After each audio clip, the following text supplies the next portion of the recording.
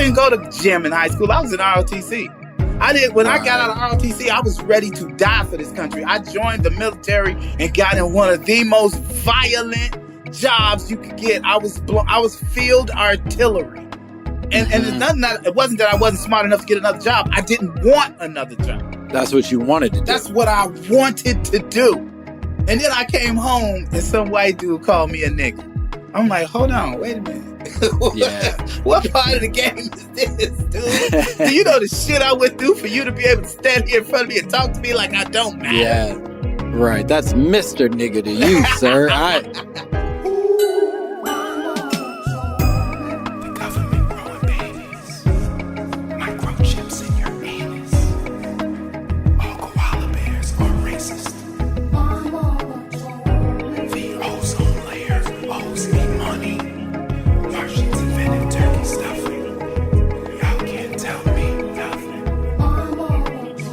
Yep. There it is, ladies and gentlemen. Welcome to another phenomenal episode of My Mama Told Me, the podcast where we dive deep into the pockets of Black conspiracy theories, and we finally work to prove that the vitiligo on Winnie Harlow's body is in fact a map to finding Tupac. That's right, ladies and gentlemen. If you lay out all of Winnie Harlow's spots, you will find where Tupac is living. Some people say Cuba. Some people say the Philippines. I say turn to Winnie. Stop trying to figure this out on your own. Let's talk to Winnie about this shit. Let's take a picture of her naked body. And that's not just because I want to see what it looks like under there. That's because I want to see where Pac is. Anyway, I'm your host, Langston Kerman. I'm coming in hot as always, ladies and gentlemen. This is not how you should behave. This is, I gotta do better. But you know who doesn't need to do better? You know who's doing just goddamn fine. He's spectacular. Is my guest today. He's hilarious. I've known of his work for so long, and it is such a pleasure to have him here. And more importantly, he has a brand new special coming out on YouTube. It's called Lockdown Detroit. I know it's going to be funny as fuck. You guys are going to love him. Please give it up for Robert Hines. What's happening, baby? What up, man? Hey, man, I'm a big fan. Every time I hear that open, I'm like, man, this is funny. This is like one of them things, like one of the movies you watch and you find something that you missed before. Every time Sure. that thing is so funny and amazing. Oh, thanks, man. This dude, Nick Chambers, who's a very funny comedian, made it. And one of the things that we talked about when he made it was we wanted to put as many Easter eggs in it as possible so that when people listen back, they're like, hey, I didn't know you were saying that. And that's pretty fucked up, but I'm glad you said it. Anyway, play the intro again. I'm excited you're here because you came with a conspiracy theory that is, when it came out, when it touched ground for the folks at home, it caused a lot of controversy. It was a very jarring conspiracy theory, to say the least. And I don't want to belabor this anymore, but you said, my mama told me slavery was a choice. Yeah, I thought it absurd when I heard it myself. You know what I'm saying? Like, in my mind, what was the other choice? You know Sure. I mean? You know, that it makes the assumption that one should have jumped off the boat had they had the chance. You know, like a few people probably did, and not enough. You know what I'm saying? Not everybody could get there. You dig? So I'm saying, and not everybody wanted to. So I'm saying, like, for me, when you say it's a choice, now I would tell you this. This version of slavery that we living through now is a choice because we got to let this whole capitalism, we got to pimp the beast. If we not going to beat capitalism, if this is where we are, we got to start buying from each other. We got to start promoting each other. And, you know, and that's where my head is. I'm like, well, it may not have been a choice before, but it's one now. So when we go out and do what we do, because we always excellent at everything we do, whatever you choose to be your discipline, I'm telling you, as a person of color, you are outstanding, and particularly if you Black, because we all know we work in circles where we look around and it's the only person that's keeping this whole bullshit together, some little Black in one of them houndstooth skirts that's a little too tight with a nice pronounced ass that make your day as a Black man go by a little bit better. You dig what I'm saying? Yeah. Okay. So you're unpacking a lot of shit here that I think I want to take a few steps back because I think you're getting to something that's really important here. But you're saying let's start with where you first heard this. Let's even take a step further back from where we are. You hear slavery is a choice. Who is this coming from? I think we all kind of know where we first heard it, but I'm wondering if maybe you got like a cousin or some shit who said it to you, It's and then okay. Metaphorically, you hear it all the time in the black community. Well, if you didn't okay, want this to happen, you shouldn't have did that. That's essentially slavery is a choice. Like, right. you don't have very many choices when you don't have resources in capitalism. And nobody ever wants to say that, not even the black community. Like sometimes we act really funky when we see somebody with less than us and we act really, standoffish, especially if if they haven't lost their minds. Right. If ain't nobody posing no threat to you, what you looking down on? Mm-hmm. But besides that, if it is a choice now, and in my mind, I think it is because we know we have a pattern of behavior from these people, so we know what we have Right. to do, right? We don't have time. Okay, everybody fucked up. Everybody, we got to heal, and I'm gonna do what I can do to help you heal. And the best thing I could do, being who I am and knowing what I know, is that I'm gonna start doing commercials for black businesses. Mm-hmm. If I can make people believe that a store that does not exist, if people want to go to that, then I'm gonna make them come to your shit. So that's why I'm asking people to Right. hit me on Instagram or whatever, find me, catch me. Now it's way more y'all than there's me, and I procrastinate a lot because I smoke a lot of weed. But when I get to you, this shit gonna be amazing.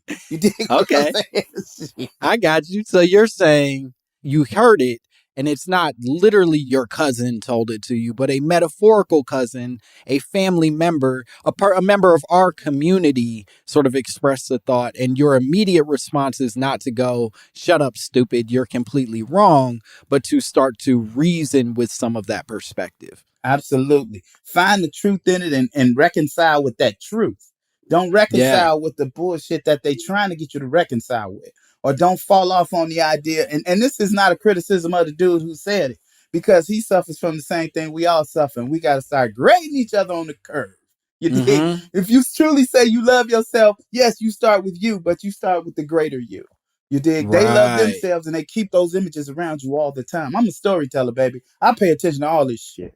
And I'm saying, Mm-hmm. like, they tell their story all the time, but why is it when you tell yours, you got to shut up? You the racist. That's Right. the insanity to me. So I just Well, want us all to realize how wonderful we are and the nuclear weapon that we have. sure. And I think what you're saying is really interesting, but it also, I guess, is complicated to me, right? Like it's not in a bad way, but in a really like important way that like we should unpack. So we're talking about sort of recognizing the greater consciousness in Black culture and sort of like an idea of unity, creating unity. Do you feel like, and I'm just gonna drop the name because we haven't said it yet, but fuck it. We're going live with this shit. When Kanye comes out and he goes 400 years of slavery, that sounds like a choice to me.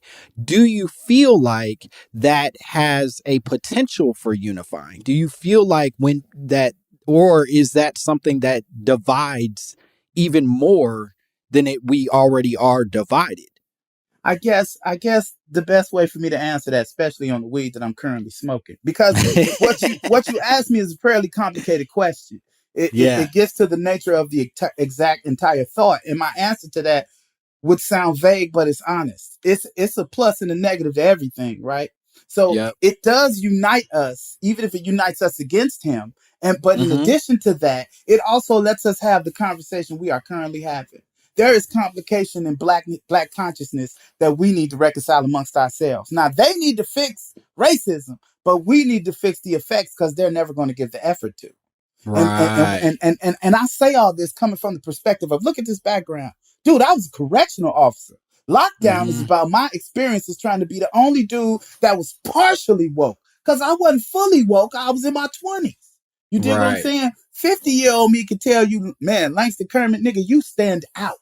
You understand what I'm saying? And I can tell you Yeah. that because I know everybody in your family probably stand out at something. Because everybody in our even the worst of us, dude, I lived in Inglewood. My family's still in Inglewood. On Mm-hmm. 67 in Damon. It used to be this store called Sherman's Foods. And there was a bum that would stand out in front of that store and entertain to get money to get drunk. And when I tell you entertain, he wasn't trying to entertain. He was just entertaining by being himself. You walk up to the dude, we would get him to buy us drinks, right? Because we wasn't old enough. But as we was coming up, he see us coming, he know what we want, but he still give us his sales spiel. Nickel, dime, quarter penny, nickel, dime, quarter penny, quarter. Because he going to keep hitting the quarter because that's what he want. That's what he needs. You a little bit of a show that don't cost you shit. Yeah. That's who your people are. And then they got you believing your people are these animals that we act like based on the shit that they've done to us. Okay. So what, by that suggestion, then what you're telling me is that while Kanye's words had the potential to divide in terms of the way people interpret it, what we really should be focused on is this is a dude articulating or introducing rather a conversation that needs to be had. And we shouldn't spend as much time trying to nitpick his language because his language is still the product of a bunch of evil people who built a evil thing that's fucking us up. Absolutely. Do you not think it's having any effect on this dude? Like everything, my God, my beautiful people, everything on this planet has a goddamn cost. Now, you listen to this shit Kanye was making in the beginning. That shit was amazing. And some of the shit now is amazing, but it got a cost to it. That shit is fueled by a pain that a lot of people can't understand. And those of us who can should get a nigga a break. God damn, he gave you college dropout. Leave him the fuck alone. Let him sit over there and stew in this bullshit for a minute. God damn. So you're saying, and I think that's fair. I do think that one of the more fucked up things that the media does is it forces us to have an immediate opinion without an immediate consideration, right? That like, all right, he said some wild shit and we react to the wild shit instead of reacting to the human underneath the wild shit, right? Like we're not going like, let's be sensitive to Kanye's struggle or what he's dealing with. Let's just attack the words that he's saying. And historically, the nigga doesn't talk good. You know what I mean? Like that's literally his fucking weakness is talking. You know what I'm saying? So like, what are we doing when we go, you idiot, you fool? Why would you talk bad in front of famous? It's like, yo, that's what he's worst at. Man. Hey, man, let me tell you a real quick story. Just real quick sidebar. I love my mom. My mom, light-skinned woman from Belzona, Mississippi. Southern Belle. Everything has to be a certain way. You can never show weakness if you are from the South and you are a female. But particularly if you light-skinned. And so she watching that, the girl that was on, God damn, I can't think of the child name. Man, I smoke so much bud. The young lady that she's a singer and I don't know if she won American Idol or she came close Fantasia. To it. Fantasia. My God, you'd have thought Fantasia had spit in Jesus' face when she said, I couldn't read. My mother called me because, you know, she knows I'm in show business. And she called me, and this is some don't tell nobody type of conversation I had with my mom. I'm spilling tea right now, okay?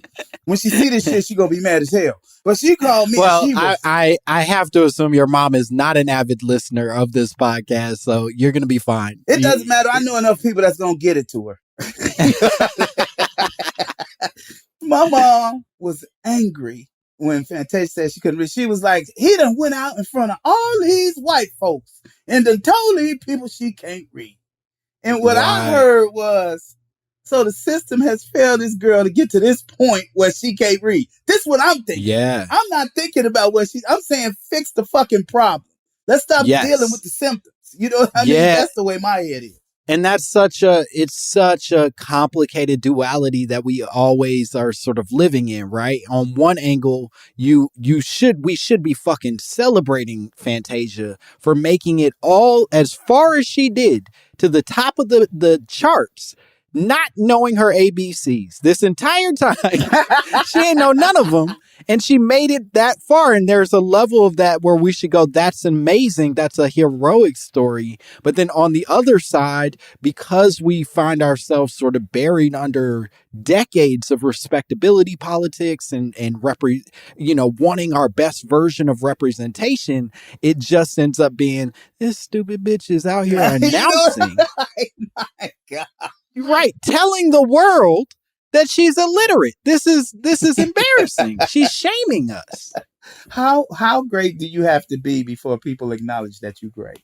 You know what I'm saying? Right. How great do you have, especially when you're black. When you white, they name airports and shit after you, racist ass. But if you black, how great do you have to be? I'm saying, like, man, we get caught up in bullshit that's so amazing to me. Again, I don't care what your sexual preference is. I don't care who you are, how you do it, and how you present when you doing it. I don't give a fuck about none of that. I'm looking at the person behind it. And and so when I heard, I read Richard Pryor's book, and then Richard Pryor had some sexual experiences with people other than women. And I heard a lot of dudes being judgmental. I'm like, these are cats who admire the dude. Like, you gonna reduce this man's entire humanity to some shit he did in seconds? I understand a lot of people got moral compasses, but what is your moral compass based on? Yes. And I think it also is a standard to that point. It's a standard that we place on our fellow black folks that we don't always place on our white counterparts, right? Like if today, if it came out that Bill Gates still counts with his fingers, none of us would be like, this stupid motherfucker embarrassing the white community by announcing that he's not that good at math. We would just be like, I mean, what a phenomenal human who also, you know what I mean? It's Albert Einstein who is suffering with autism and struggling to communicate through major portions of his life, but we still celebrate his journey past that instead of looking at that as some sort of weakness in his state, in his being. And I think in a fair way, I think what you're saying, and this is getting us back to the Kanye of it all, what we're talking about is a person who has a mental illness and who struggles with articulating a lot of the complicated thoughts that live in his head, and sometimes finds himself with 8 feet in his mouth, despite the fact that was not necessarily the intention that he went into that conversation with. At all. I'm saying, love yourself, man. Love it. When you get up and see Langston Kerman in the mirror, be able to admit that you stand the fuck out. That these people should honor the ground that you goddamn walk on. Because honestly, man, we descend from people that gave them a 400-year head start. Now, you could tell me that I say this to everybody. You could say that, but what you can't tell me is where I'm lying. You understand what I'm saying? 400 years. Dude, this country leads the world based on your black ass. They looking for ways to harness the power of the sun. We walking around in it like we got it already. We showing you. You ever, man, dude, look at how P-Funk, the whole concept. Dude, that shit is amazing. Man. Yeah. I'm just saying, man, enjoy your greatness, live in it, stew in it, and keep making excellent shit. Let me play a little devil's advocate, because this is the nature of the beast, baby. I like what you're doing. You're being positive. You're uplifting. You're encouraging people to start to see the beauty in the world, and all of that's important, but fuck that. Let's play some devil's advocate in this conversation. I'm curious, I guess, how you feel about some of what Kanye is saying in relation to his connection to whiteness, right? That he is saying these statements in front of white people. He is going home to a white wife. He is seeking white affirmation. We see this constantly in sort of the choices that he's making of he wants Louis Vuitton or Prada or all these white companies to affirm that he is a good person. Do you think that complicates what he's saying, or do you think we should just stand on what he's saying despite whatever he's dealing with on a personal level? I'm saying what I said from the beginning. The equation always comes to the same conclusion, right? Everything you describing to me, I'm hearing as who in America don't feel that way, right? Who in America don't feel that? Like who black in America? Okay, if you got to work around these people to get your dough in capitalism, you need their approval. If you don't have it, you can't exist, right? And so that is not just him. That's all of us. Now he just got a bigger platform to act it out and a mental illness to amplify it, but it's the same shit. And to me, at the end of the day, it all points to the same shit. Now, when I say this, I'm probably going to be canceled.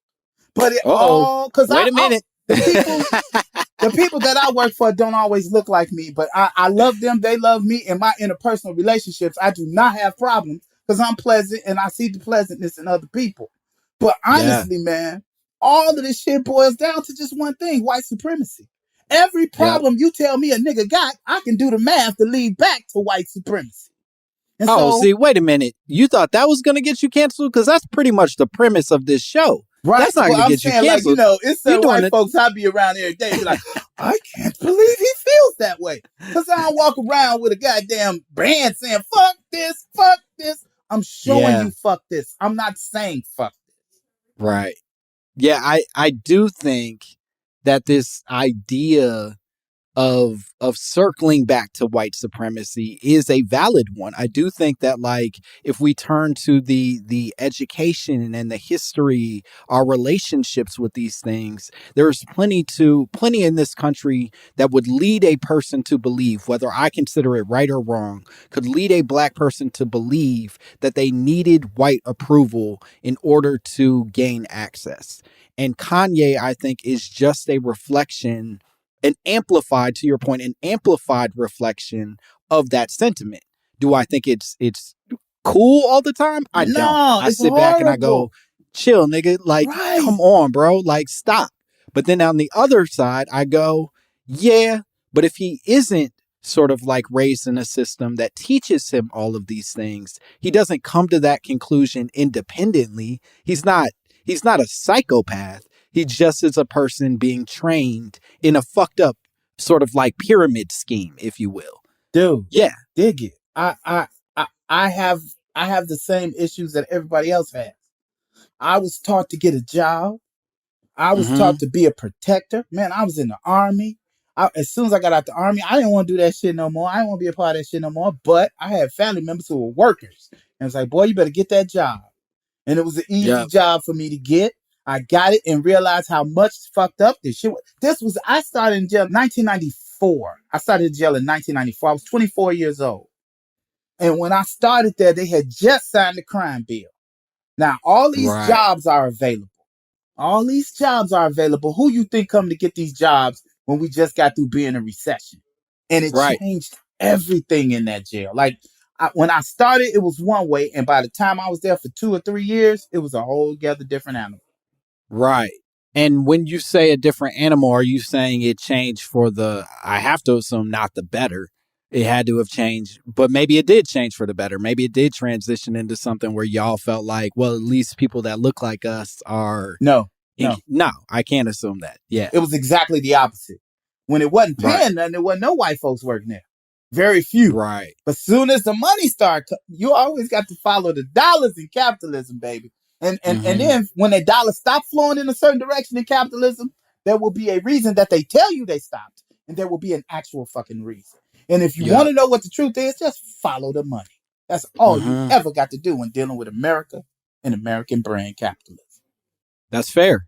I guess one of the things that, and I want to ask one more question before we go to break. One of the things that you keep sort of pointing to is sort of the failures of capitalism, which I 100% agree with. I think we've created a system where, and it's one of the major sort of like intentional flaws is the wrong word because it's very intentional in its structuring, is that in capitalism, for somebody to be as wealthy as, a Jeff Bezos gets, 1 million people have to be poor. That's just a fact of the system. There's no way around it, right? I guess one of the things that keeps popping in my head, though, is Kanye couldn't be a more avid capitalist, right? Like that motherfucker loves capitalism. He would suck capitalism's titties if capitalism pulled him out right in front of him. And I wonder what you do with that feeling in relation to what he's saying. Well, capitalism is the reality. Mm-hmm. That's what it is. Capitalism is the reality.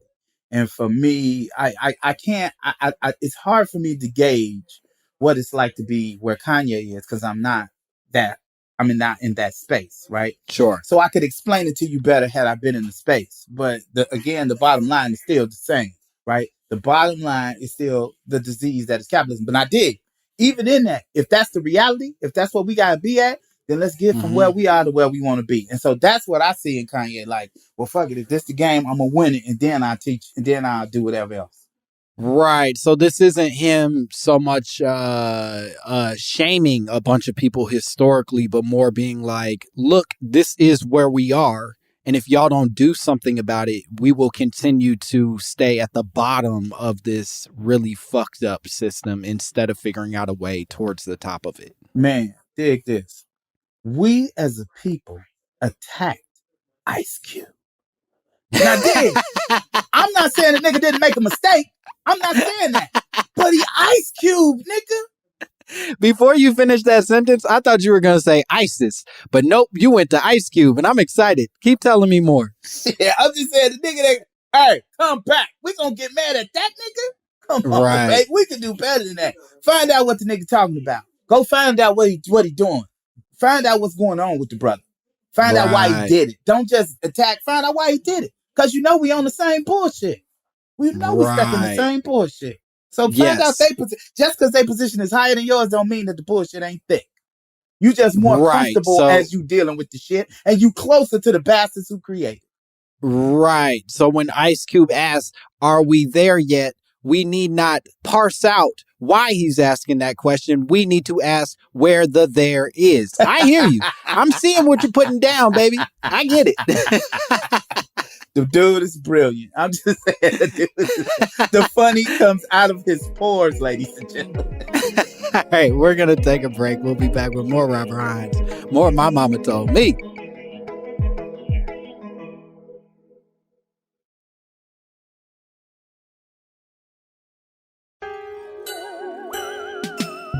And we are back.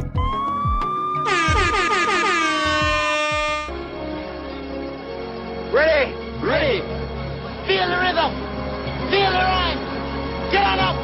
It's bobsled time. Hooray!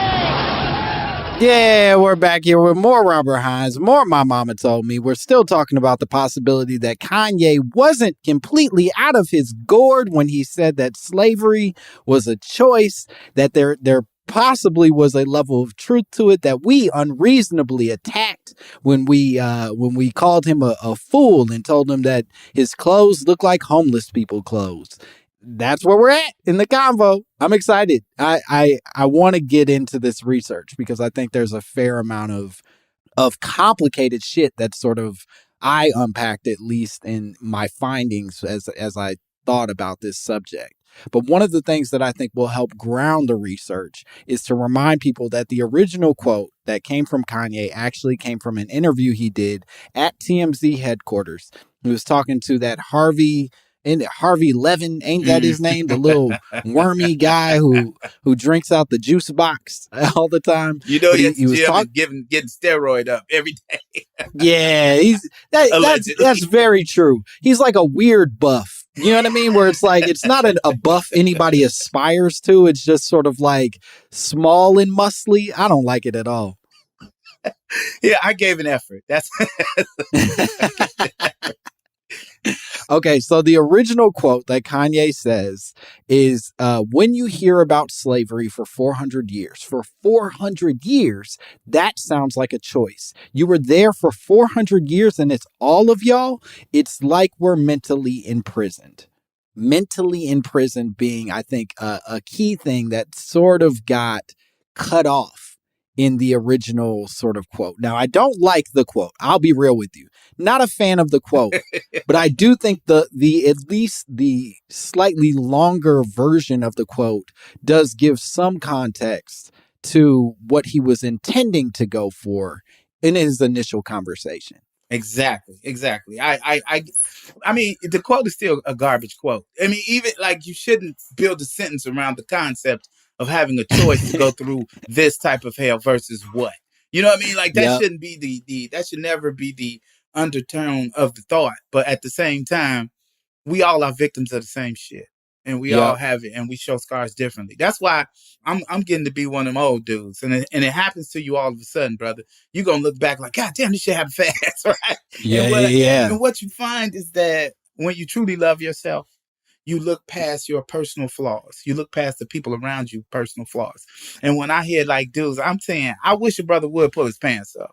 But just because they ain't pulled up don't mean I can't talk to you. You know what I'm saying? Right. You need to know that you love no matter what. And maybe if I show you enough love and show you enough example, then you'll pull them up on your damn own. You see what I'm saying? Stop dealing with the symptoms. Deal with the cold.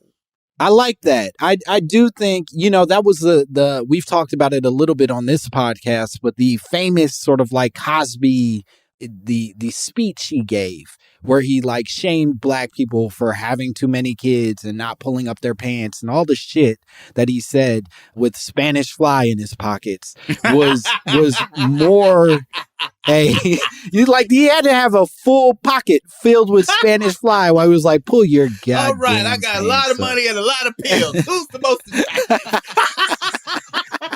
fucking sicko. But that said, he isn't in any way, to your point, talking to the humans that need to hear it.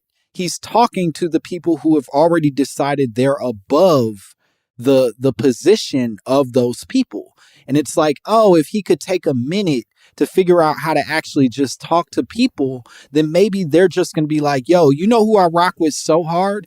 Bill Cosby. And I like him so much, I'm going to pull my pants up to my belly button the same way he does, because that's the example I want to live by. And I don't have to have someone tell me that. I can just see it in my own world. If you want to fix the problem, then go to the root cause of it. Stop. And again, we can't look at it through any other lens.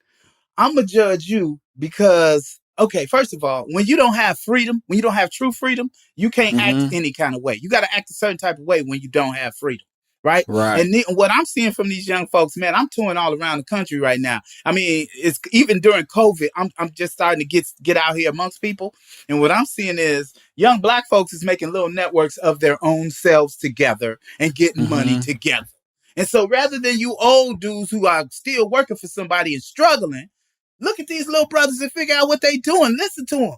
Man, there is an entire commerce on the internet that black people need to be more involved in. And I'm talking about black folks of my age. And I'm saying, like, and the only way you're going to find out is if you listen to your children and your grandchildren. Right. Stop hating yourself and start loving yourself, and watch how the rhythm of everything will change. I love that. And I love the extra little oomph you put right on the end of that sentence. It was beautiful. I felt like I was in church on a Sunday. I love that. One of the things that immediately jumps out when you look up the Kanye says slavery is a choice thing is that there are a shit ton of Reddit threads that actually pop up of people justifying his statement. There are a lot of people who say it's crazy, but then there are a lot of people who are like, y'all just don't get it. And one of the Reddit threads that really jumped out to me, and this kind of goes back to what you were saying in the beginning, is that many people were making the argument in support of Kanye, saying that slavery was technically a choice because they could have just killed themselves. Right. Where's the choice in that? You know what I'm saying? Like, I know what I'm facing is some shit I don't know, but I also don't know. I know everybody that ever did this ain't never come back. Now, there's two ways to think about dying. You could decide, like, everything else is a plus and a negative. The one thing you can say, and I'm going to say this with great confidence, nobody ever left and came back. You dig what I'm saying? Every time people leave here, they be like, I'm good. I had enough of that shit. I'm over here where I am now. Whatever. Man. You dig? I ain't said I want to die. I'm not going to be as scared as anybody else and be like, fuck it. Let's see what happens next. Prepare yourself. So you're saying, and correct me if I'm wrong, so you're saying in that same position, you might have been one of these people who was like, fuck it, I'm out, rather than seeing this to the end. Absolutely. If it felt like a logical choice, Maybe that would be, you know what I mean? Like, but to me, I'm thinking, okay, if I'm going to die or if I'm going to go where I'm going, let's see what's going to happen when I go. I know these motherfuckers ain't going to be nice to me. They've proven that already. Sure. They beat my knees pretty good. I can't imagine they're about to be real cool once we get off this boat. Not at all. And I got people around me that I want to take care of.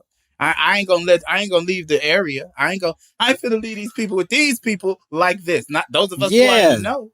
Well, I guess that's what I struggled with, especially in that response of like, well, you could have just killed yourself. That technically is also a choice, is that it presumes this individual relationship with slavery that wasn't actually the case. Yes, individuals could have killed themselves, but that doesn't change the system.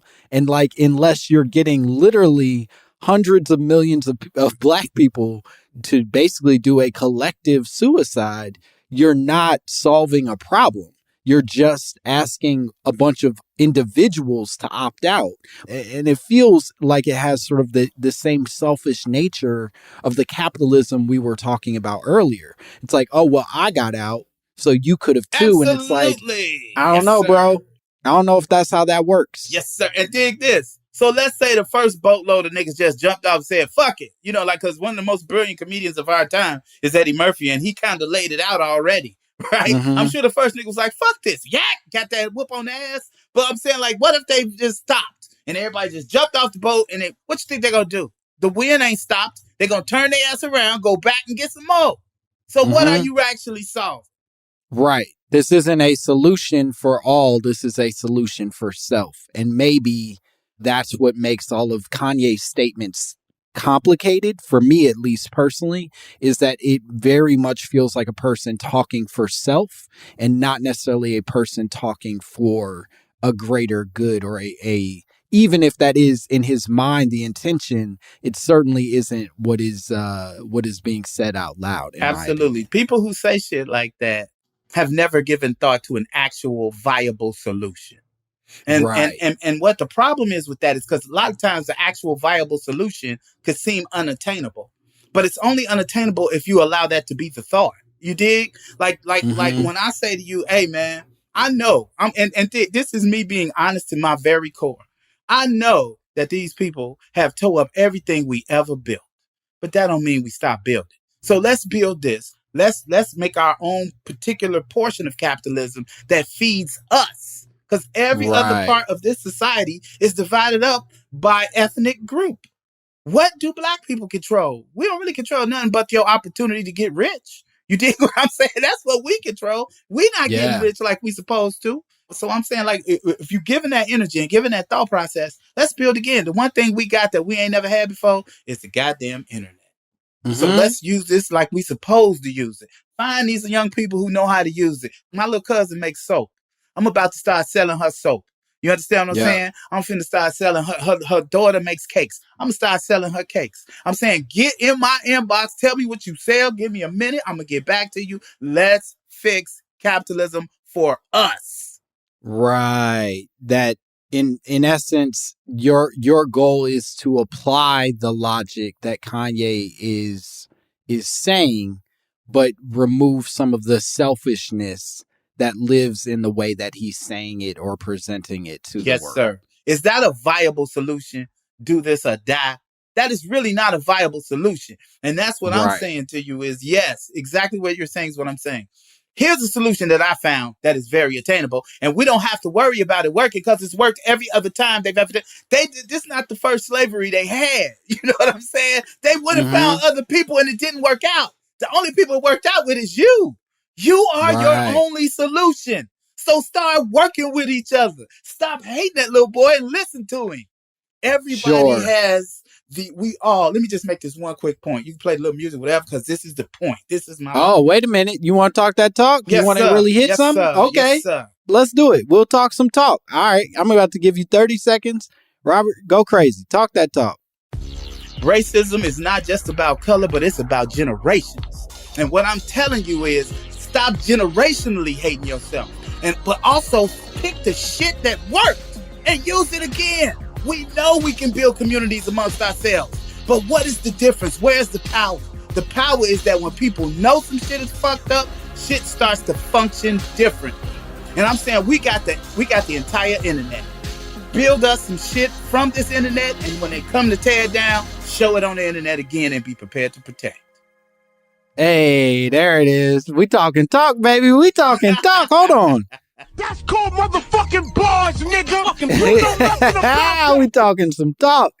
There you go. All right, let's keep digging into some of this research because I think you're making a bunch of pretty valid points. One of the things that I thought was helpful, at least in considering this conversation, is the question of actual choices in regards to slavery, right? Not this theoretical thing of us being in 2021 arguing with a bunch of people who were living in 18 whatever or 16 whatever, but literally what choices did they actually have? And one of the things that I think the best starting place is to remind people that the Emancipation Proclamation goes into effect January 1st, 1863.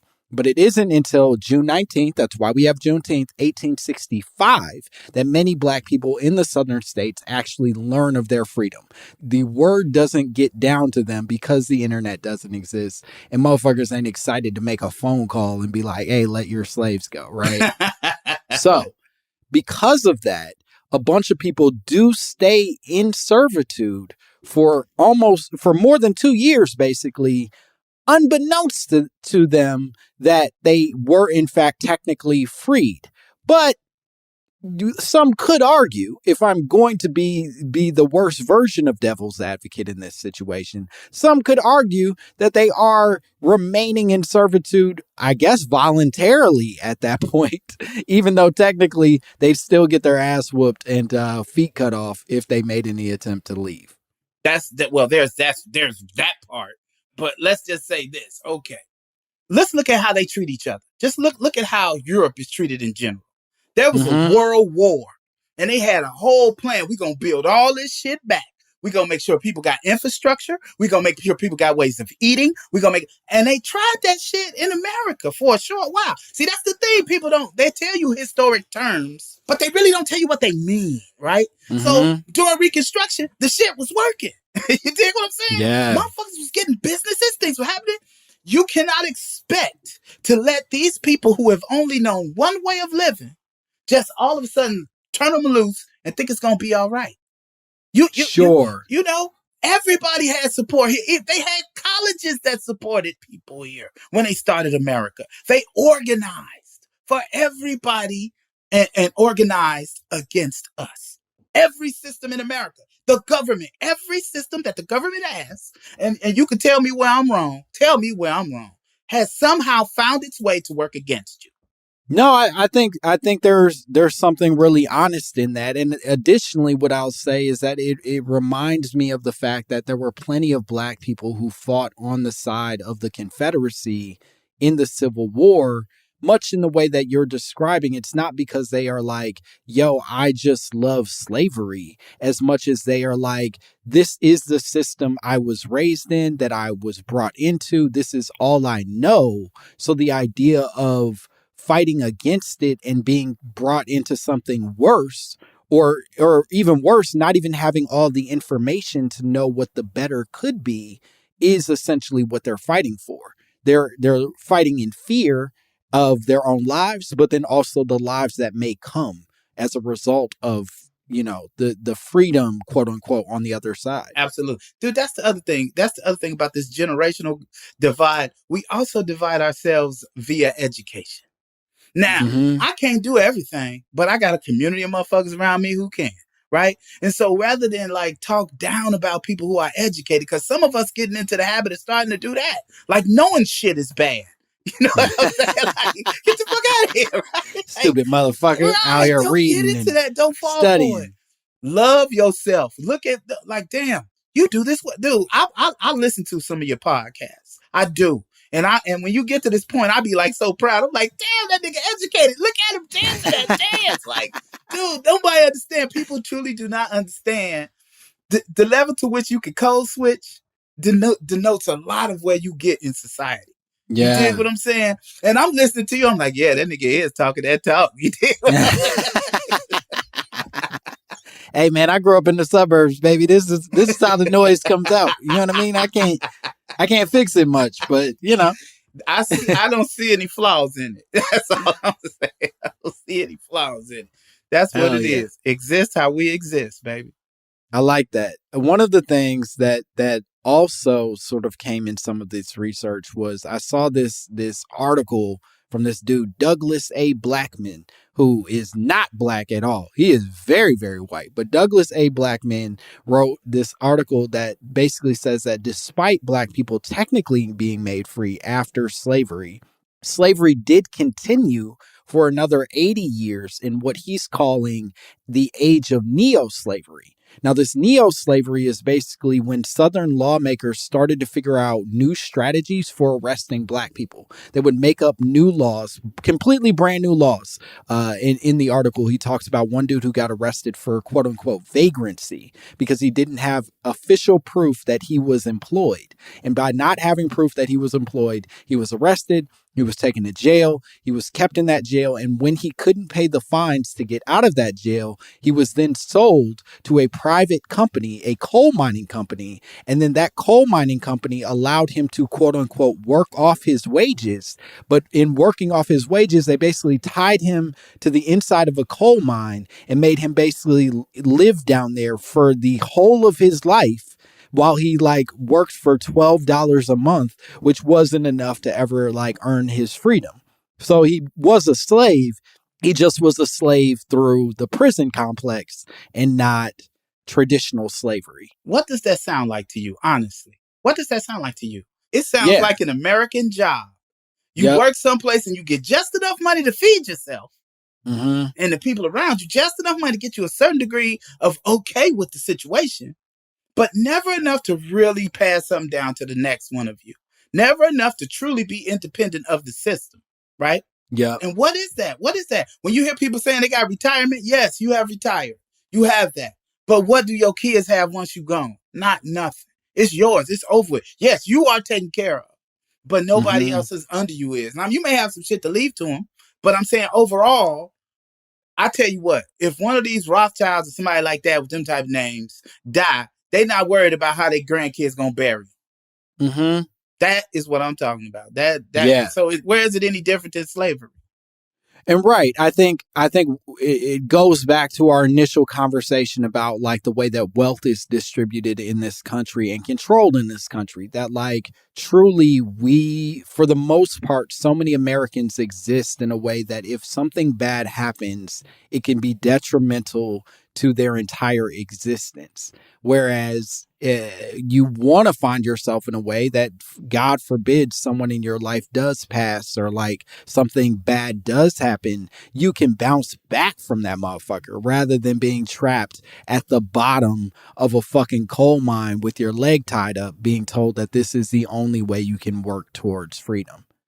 And then one other thing I want to point out real quick, because this is very important, and I'm glad you mentioned it.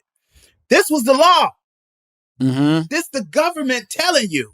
And again, look at every metric, every law is always the same people. Law can't be just if the enforcement of it isn't just. And I know because I did it. Yeah. You know why I took the job? Is because in my family, and I was doing really well. When I started, I'm a stand-up comedian by trade. When I started doing stand-up, I was doing really well in the city of Chicago. Not only was I doing well in the city of Chicago, I was doing well in my neighborhood.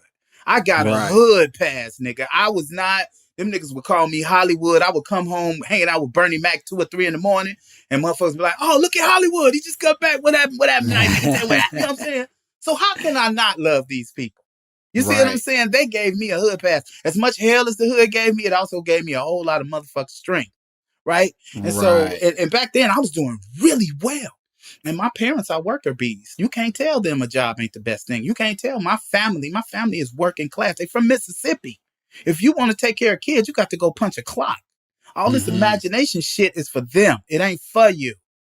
And that is the lesson that I was taught. So I took the job. Now, even in my pain, dude, it's stories that I could tell you based on who I am that changed me from that jail for the better and for the worse. Right. And I think you touched on something that I think is really sort of important in this conversation of you can be both somebody who loves your people and represents your people and fights for your people while simultaneously being a part of a system that doesn't work in favor of your people and doing things sometimes that don't service the people that you care about or wish you could do better for. And so that, much in the way of the Kanye language, is sort of what we're always battling against. Is if I spend my entire life dedicated to my people, I could end up like Malcolm X, which is getting shot and while I'm at my most broke. You know what I mean? Like, it truly could be me going out of this earth with no money and a bunch of bullets in my chest. And it's a complicated dance that we're being put in. And you got to figure it out for your own individual self. And in my individual self, based on the strengths and the weaknesses that I have, my idea is to sell your shit. And I know I keep saying this. I know I keep going back to it, baby, but that's the nature of Toby Jones. That's the nature of Chicago. That's the nature of who we are as Chicagoans. Is this the situation? Then let me get some money out you. You dig what I'm saying? Let's get this money from them and keep circulating it amongst us. And keeping with that, there's going to be some commercials you're going to see me do probably that you'll be like, why did nigga do that commercial? Well, I'm telling you now, so I can have the money to keep doing your shit because I got to take care of me first. Let's keep it flowing, baby. Let's keep the money going. And if I got to do some commercials, I'll do it. Yeah, hell yeah. I rock with that. I'm doing a commercial right now for a juice bar on 87th and Winchester. It's called Easy Living Juice Bar. And I went in there and I saw it was black owned. I went in there and I had some food. And while I was standing there, the brother upsold me some shit. And I tasted it and I was like, God damn, this is good as hell. And then I got in my car and I sat down and I was like, here go where it starts at. And I went back in there and I did a commercial with him. And the people, Hannibal Burr supports me so very much. And we got through Isola Man Media, we got the first part of it done, and I had a next part when I get back to Chicago because I want to actually get you the opportunity to know these people who are in your community. I like that. I want to get to this last little bit of research because I think it is a worthy sort of like out for us in terms of this conversation. But one of the things that I discovered in some of this that I didn't know before is that some people argue that one of the first people to actually technically own a slave in America was a black man. That in North America, the first slave owner was a black man. And, you know, we've heard for years that black people sold other black people into slavery. There's a level of truth to that, although they completely ignore how much of that was curated by white people sort of like taking advantage of what already existed. It's a longer conversation.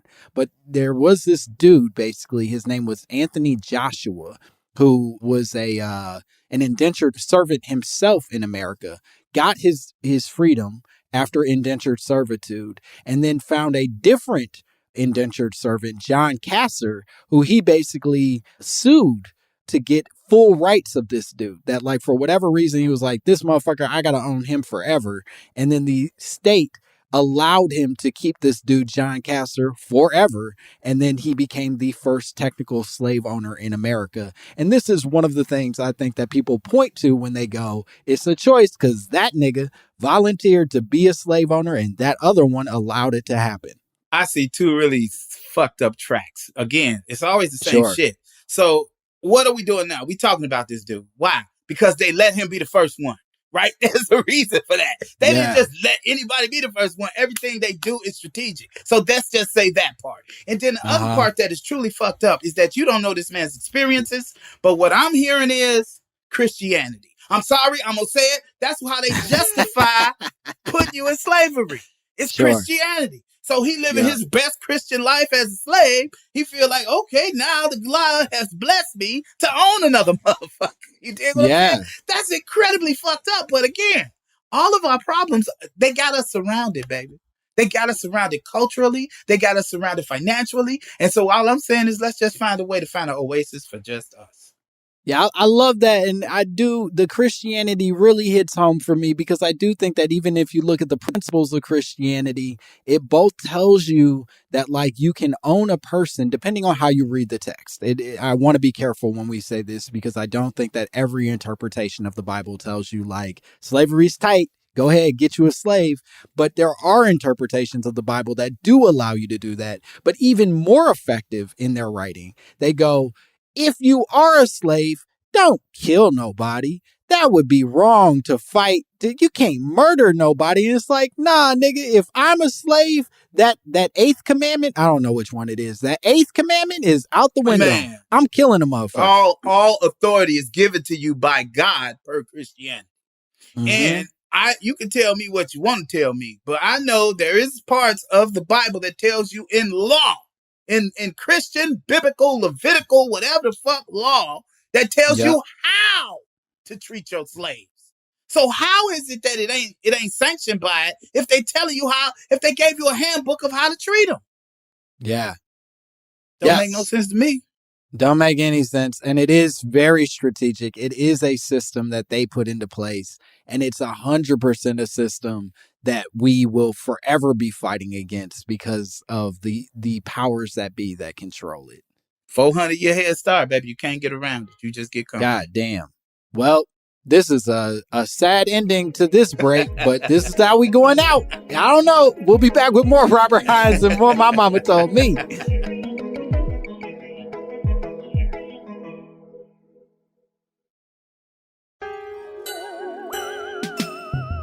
And we are back. People who were in slavery wish that they had curbside service at Applebee's. Yeah, we're back here with more Robert Hines, more My Mama Told Me. We're still talking about the possibility that slavery was in fact a choice, that Kanye had it all right. And I don't know that I feel good even saying that because there's going to be one of you that pulls that as a quote that somehow splices this up and makes it's Langston Kerman going, Kanye got it right. Slavery was a choice. And I don't think that's what we landed on, but we got a good conversation out of it for sure. And that shit will be on Fox News. God damn. And if that's how I end up on Fox News, boy, oh boy, is that not how I planned it? I thought I'd be on there being mean to somebody, not making Laura Ingraham seem reasonable. You know what I mean? Even in that, baby, we still got the power to, again, you the dude. It doesn't matter what they do. You got nothing but shields around you, baby. It'll be all right. Yeah, we got the equipment, I think is the way you've put it. We've got the equipment to fight if we learn how to use that equipment. Absolutely. Let's jump into this game. I have a fun game planned for you. This is a brand new game specific to this episode. It's called What You Say, Kanye? Can you believe that? Can you believe we don't have a jacuzzi? It's a brand new game that I came up with, in which I'm going to introduce to you other sort of jarring quotes from Kanye West, and jarring's a weighted word, exciting quotes from Kanye West that I would love for you to unpack and tell me what you think he was trying to say with the thing that he's saying. Sound good? Okay, let's go. I'm listening. I'm ready. Hell yeah. So let's start easy. This is a nice, soft, easy curve, easy lob that I'm going to throw your way. He said, I'm a pop enigma. I live and breathe every element in life. I rock a bespoke suit and I go to Harold's for fried chicken. It's all these things at once because as a tastemaker, I find the best of everything. Yeah. I think that's pretty self-explanatory. I mean, like, dude, y'all following the shit out of me. Everything I do, y'all making a big deal about it. And that's because I could do everything. I can go have some chicken in the hood, although you probably have like a busload of security. But I can go have some chicken in the hood. I understand the rhythm of that. And I can also do this, that, and the other because everything I do is correct. Okay. So when he says that, you're not thinking, this sounds like a crazy person ranting about themselves. You're thinking, no, that's a reasonable guy talking about his contributions. Many of us know what it's like to have that much money. Oh, I do not. I'll go on record saying I don't at all. Just like we know if you giving people too much negativity on all four sides, what if everything you ever said, they agree with you? That's why you need homeboys who always be able to put you in the guardrails. That's why you need people around you could trust to tell you like, nah, nigga, you took that a little too far. You see what I'm saying? That's where, and so when you're a billionaire in capitalism, who gonna tell you that? You dig what I'm saying? You can buy 3 or 4 other niggas to tell you how great you are. Right. I got you. Okay, so this is less of us looking at it as Kanye specific and more of us spreading it out to everybody, that we should all see ourselves with this sort of like exceptionalism of being all the things at once and not just being like Kanye's dope and only Kanye. That's the whole thing from the beginning. And I feel particularly that way. And I feel that way about sisters. I remember when I started doing comedy, I used to hear brothers talk about how great women are on stage. And I'd be like, man, y'all just trying to fuck. But these dudes was older than me. You dig what I'm saying? These dudes was older than me. And they had been around them for years. I had just started being a man and started liking the shit that they do at the lesser level. I hadn't been with a woman for 20 years and understand every bit of why she do what she do. And other women in your community, you've learned why they do what they do. You dig what I'm saying? And what I see is perfection in the decisions that they make based on the decisions that they have in front of them. So I got a specific kind of love for black women. I'm saying I don't give a shit what you look like when you wake up. You still look good to me because you look better than anything else out there that I could ever choose. Hell yeah. Okay, let's do a different Kanye quote. Oh man, I'm getting long-winded. Okay, here's a fun one. He says on one of them, "I am God's vessel, but my greatest pain in life is that I'll never be able to see myself perform live." That's just amazingly fucked up and funny, but I see why he said it. Again, man. Okay, being in a nightclub, having a bunch of people, most of the nightclubs I work in, about 300 people could fit in. Being in a nightclub that is sold out and you are the attraction gives you a whole different perspective on what your life's work is. Because when you on that stage, by God, you are the leader of the group. No matter how you see yourself, that's what you are. That's the reality. And so think about what it would be like if you could feel Soldier feel. Right. I would like to see what you motherfuckers see, but in the live position of seeing. Okay, so that all these people who are just who, you know, you and I, we go and we do a stand-up spot, and if I have 150 people in there and it's packed to the brim, I'm like, damn, this was a great night. I'm on a level, I'm on a high that is hard to replicate some nights, right? That the next day when you ain't performing, you wish that you could go back to that feeling. You're saying that if you can fill an entire football stadium of people and get that level of high, there has to be a part of you that's like, God damn, I would love to see this show. And I never will. Exactly. Again, man, this is dude. It makes sense to me. I'm saying when I'm saying you're making him a much more reasonable man than I think than most people want him to be.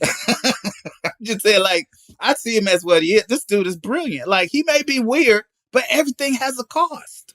Okay. So what you experiencing in the cost is his weirdness.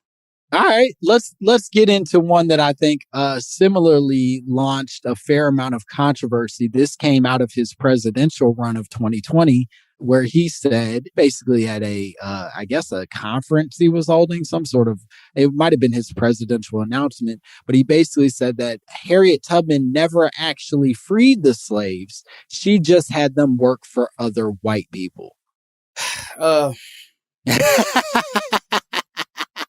I love a deep breath after a Kanye quote. Go for it. There is a lot of shit going on in that quote. Because there's some truth in it, but that truth discounts a lot of humanity that needs to be acknowledged. Yeah. Okay, so like when, it's a lot of brothers out here be like, I ain't gonna vote. Fuck voting. I refuse to vote. What I'm gonna get from it? And honestly, they probably telling the truth. Because every time we vote, every time we do shit, don't nothing ever change. But I'm not finna discount the energy of those people who have decided to fight on that front and not give them the energy that I could give them. Right? Yeah. So when you tell me Harriet Tubman didn't do whatever, now you're telling me that Harriet Tubman's energy and all her efforts didn't mean shit. And for me, I can't acknowledge that. You can't tell me that Stacey Abrams ain't one of the coldest motherfuckers on the planet. You can't convince me of that. Even if I think she's fighting in a cause that I ain't interested in putting my energy in. You see what I'm saying? You cannot discount other people's experience. So at its core, the shit is super flawed. Yeah. But honestly, if you leave slavery from, that's the whole point of the Civil War. It was not about anything that's altruistic or none shit. They wasn't about freedom or none of that shit. It was about getting that nuclear bomb they using down in the South. At one point, black people were worth more than every fucking bank in America. Right. Slaves were worth more than, because they needed that labor. We're about to go into some shit that they planned, the Industrial Revolution. Now, what you gonna do? Who the best motherfuckers? Who been working? Who been building shit their entire goddamn life? Right. I need some of that money. I need some of that labor. So let's set them free. It ain't never been about you. It's always been about them. Sure. Them and the money that they can sort of like pull from this conversation. Okay. I see what you're doing.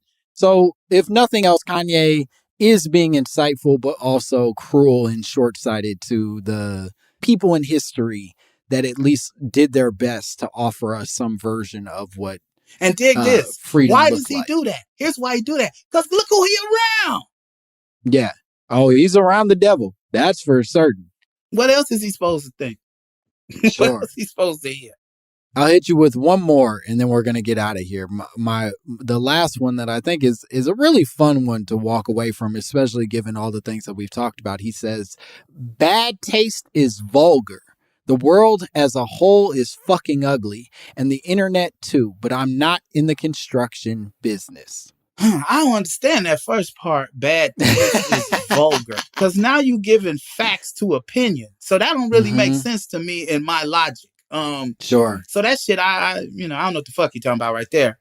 The last part, can we hear that again? What's that last part? He says, the world as a whole is fucking ugly and the internet too, but I'm not in the construction business. That makes all sense in the world to me. I'm serious. Tell me more. That makes all sense in the world to me. Dig.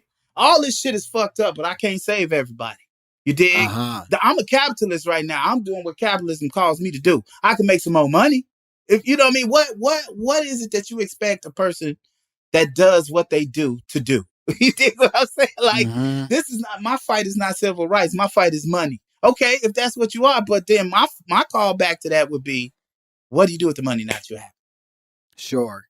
So yeah, it still kind of points back to a bit of selfishness. Now I ain't telling nobody how to spend their money because I ain't never had none. I don't know how I feel. So I don't know how I feel if I be sitting in a room full of money. Oh boy, I can't wait to know how it feels. But I like to think that I'd be like, okay, how can I get this money to as many people as I can get it to? Or how can I get the money to make you money? What type of infrastructure I could build so that we all could start getting paid? And I'm telling you, man, that's what I love about the Chicago comedy scene right now, is that there has been an amazing amount of people being integrated into the scene that were not welcome before. Right. That it truly is a community and not just a hierarchy of like people who are winning and people who are losing. Absolutely. I love that. All right. Well, Robert, I think we did it. I think we nailed it. I don't know. This was fun. Could you tell the people at home where they can find you and what cool stuff you have going on? Yes, please allow me that moment. I have a comedy special that is a comedy version of everything that I just said to you. And it's called Lockdown Detroit. Please go on YouTube and check it out. I want y'all to get your eyeballs on it and then share it with somebody else. Also, I got a podcast of my own that's Friday, 4 p.m.-ish, because motherfuckers never on time. But because, we black. That's what we do. I'm always on time. That's I've fallen into that type of captivity through my slavery. You think I be on time. The white man got you trapped, and now you show up on time. Yes. But they never are. And the name of the podcast is called The New OGs. And it's myself, Bobby Hill, and Xavier Lamont. And we're on the People of Comedy Network. Check me out on TikTok and every social media, all of it. And also, dude, I made a new character. His name is Moby Combs. And it's called, the new video, the new Toby Jones-esque video is called Moby Combs, Cold Ass Cryotherapy and Cryptocurrency Advisory.com. Please check out my YouTube page, robertlhines.com. We're going to put commercials up on there. If you share these commercials to the few friends you have, I share them to the friends that I have. We can make it go viral. And I'm saying, let's just start making some money in capitalism. Hell yeah. So do all that shit. Follow Robert on all those platforms. Support the work. Moby Combs, come on. You got to do something with that. Go look at the YouTubes and watch his special, Lockdown Detroit. And as always, you can follow me at Langston Kerman. And please send us drops at mymommapod@gmail.com. I want to hear from you. I want to hear your dumbass thoughts so I can make fun of them on the mini episodes. And lastly, like and subscribe. Do the thing. All right. Bye, bitch.